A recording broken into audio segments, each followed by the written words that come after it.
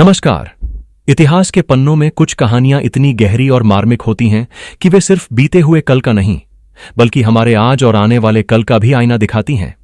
आज हम ऐसी ही एक कहानी पर बात करने जा रहे हैं जो दशकों से भारत के गलियारों में गूंज रही है। ये कहानी है लाखों उन चेहरों की जिन्होंने अपनी जवानी की ऊर्जा, अपनी मेहनत का पसीना इस देश के विकास में लगाया। इन लोगों ने अपने हाथ, अपनी आंखें और अपना भविष्य देश के कारखानों, दफ्तरों और मिलों में खपा दिए।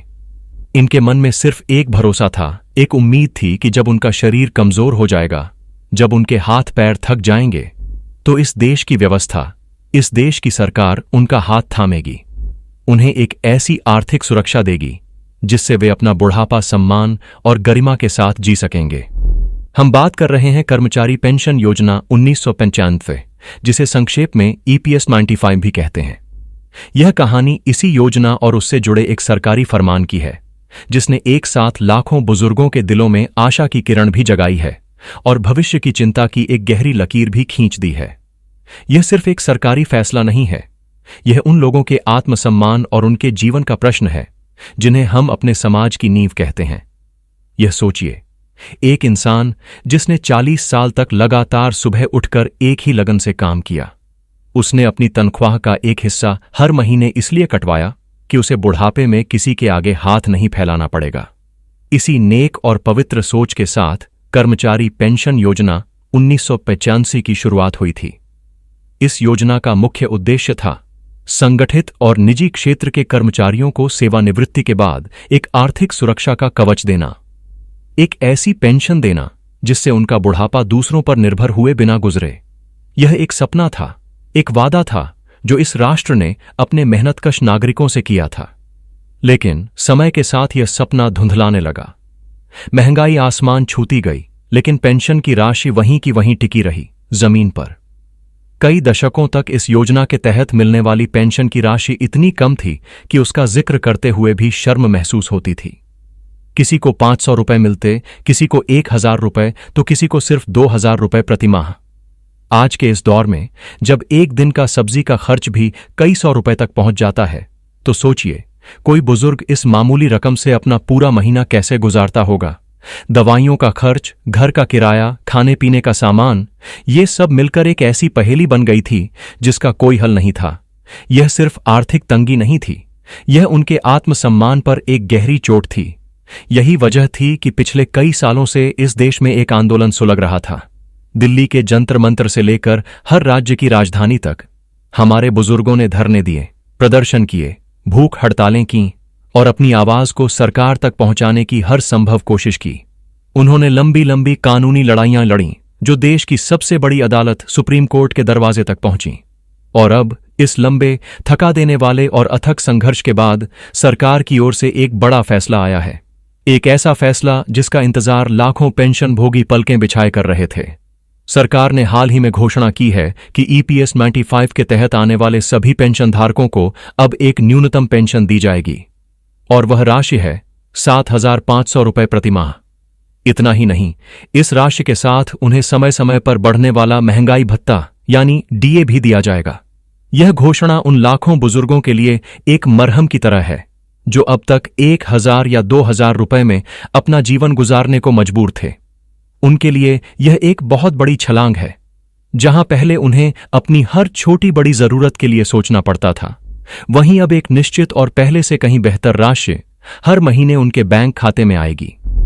इस खबर ने निसंदेह कई चेहरों पर मुस्कान लौटाई है, कई घरों में उम्मीद का एक नया दिया जलाया है। यह एक ऐसा कदम है जिसे पहली नजर में एक स्वागत योग्य और सकारात्मक बदलाव के रूप में देखा जा रहा है। इस बात से इनकार नहीं किया जा सकता कि सरकार ने आखिरकार उनकी पीड़ा को समझा है और एक ठोस कदम उठाया है। लेकिन हर सिक्के के दो पहलू होते हैं, और इस सरकारी फैसले का दूसरा पहलू उतना ही चिंताजनक है जितना पहला पहलू राहत देने वाला है। अपनी घोषणा के साथ सरकार ने यह भी स्पष्ट कर दिया है कि पेंशन की यह राशि यानी 7500 रुपए फिलहाल के लिए अंतिम है। इसे तय कर दिया गया है और निकट भविष्य में इसमें किसी भी प्रकार की और वृद्धि की कोई योजना नहीं है। बस इसी एक पंक्ति ने पेंशन भोगियों के एक बड़े वर्ग के माथे पर चिंता की गहरी सिलवटें डाल दी हैं। उनकी खुशी में एक डर का साया घुल गया है। एक तरफ उन्हें इस बात की राहत है कि उनकी पेंशन में एक सम्मानजनक वृद्धि हुई है, लेकिन दूसरी तरफ यह डर उन्हें सता रहा है कि भविष्य का क्या होगा। आज की तारीख में जो राशि पर्याप्त लग रही है, क्या वह 5 साल बाद भी पर्याप्त होगी? आज हम जिस रफ्तार से महंगाई को बढ़ते हुए देख रहे हैं, चाहे वह पेट्रोल डीजल हो, रसोई गैस हो, दालें हो या फिर दवाइयां, हर चीज के दाम लगातार बढ़ रहे हैं। ऐसे में एक स्थिर पेंशन राशि समय के साथ अपनी कीमत खो देगी। आज का 7,500 रुपये 10 साल बाद क्या सिर्फ 3 या 4,000 के बराबर नहीं रह जाएगा? यह एक ऐसा सवाल है जो हर उस पेंशन भोगी को परेशान कर रहा है, जो सिर्फ आज की नहीं बल्कि आने वाले कल की भी सोचता है। कई पेंशन धारकों का तो यह भी मानना है कि 7,500 रुपये और महंगाई भत्ते की यह राशि भी आज की जमीनी हकीकत को देखते हुए अपर्याप्त है। यह एक बेहतर शुरुआत हो सकती है, लेकिन यह मंजिल नहीं है। यह जीवन जीने के लिए एक सहारा हो सकता है, लेकिन एक सम्मानजनक जीवन जीने के लिए यह काफी नहीं है। इस फैसले पर सबसे मुखर और स्पष्ट प्रतिक्रिया उस शख्सियत की ओर से आई है जिन्होंने इस पूरे आंदोलन को एक दिशा दी और देश के कोने कोने से पेंशन भोगियों को एक मंच पर लाकर खड़ा किया। हम बात कर रहे हैं EPS 95 राष्ट्रीय संघर्ष समिति के राष्ट्रीय संयोजक श्री अशोक रावत जी की। श्री रावत जी ने एक सार्वजनिक मंच पर और मीडिया से बातचीत में बहुत साफ शब्दों में अपनी राय रखी है। उन्होंने सरकार के इस फैसले को एक आंशिक राहत तो माना है, लेकिन इसे पेंशन धारकों की पूरी जीत मानने से साफ इनकार कर दिया है। उनका कहना है कि सरकार का यह कदम स्वागत योग्य है, क्योंकि इसने कुछ तो दिया है जो शून्य से बेहतर है, लेकिन यह उन मूल मांगों को कतई पूरा नहीं करता जिनके लिए वे वर्षों से संघर्ष कर रहे हैं। श्री रावत ने अपनी बात को और विस्तार से समझाते हुए कहा कि आज की महंगाई, विशेषकर स्वास्थ्य सेवाओं पर होने वाले भारी खर्च को देखते हुए 7,500 रुपये की पेंशन में एक बुजुर्ग व्यक्ति सम्मान के साथ अपना जीवन नहीं जी सकता।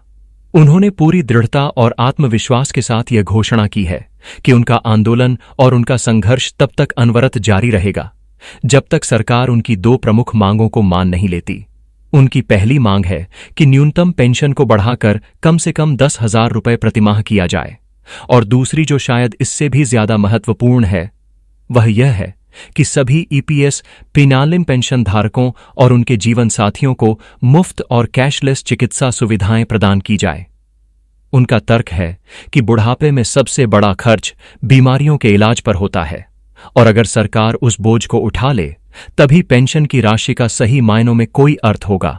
पूरे देश से पेंशन भोगियों की जो प्रतिक्रियाएं सामने आ रही हैं, वे भी इसी मिलीजुली भावना को दर्शाती है।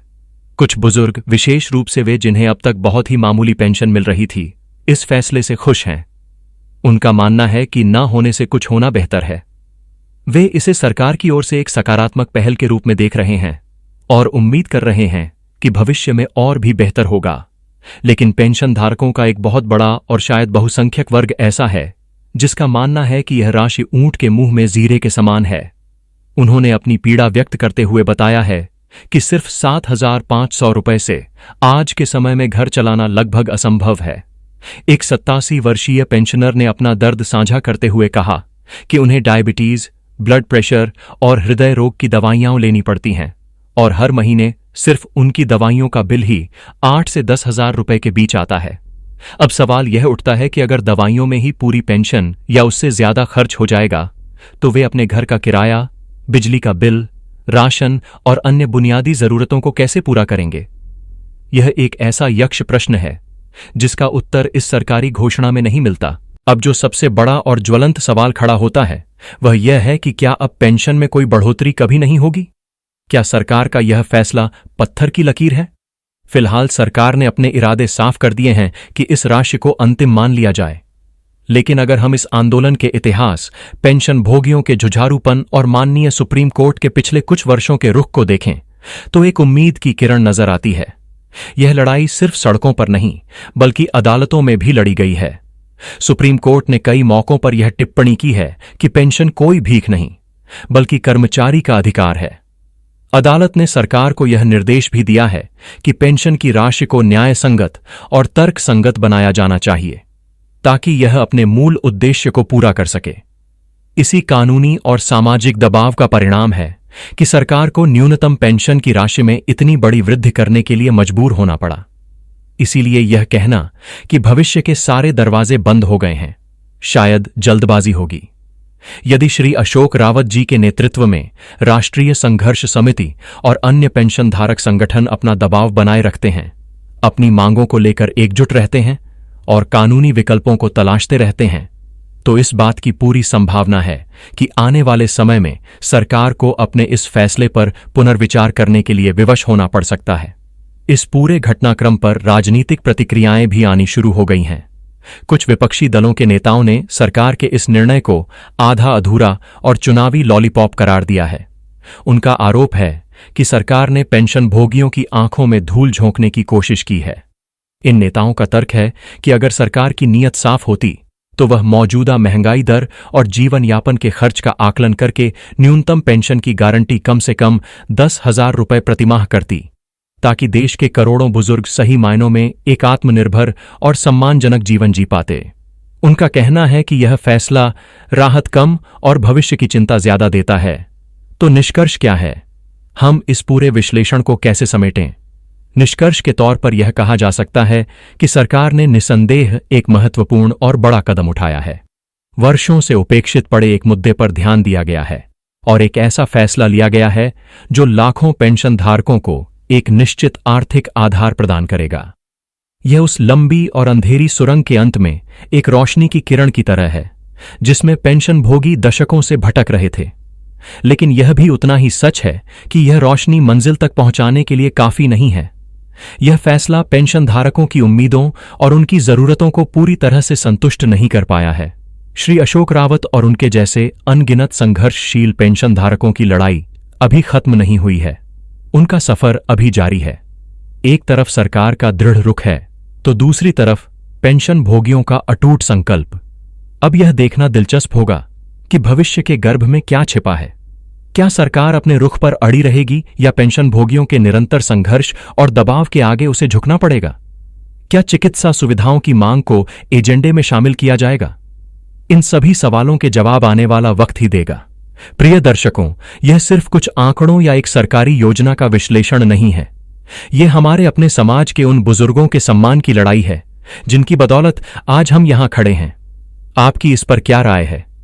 क्या आपको लगता है कि सरकार द्वारा तय की गई 7,500 रुपये की न्यूनतम पेंशन आज के समय में पर्याप्त है?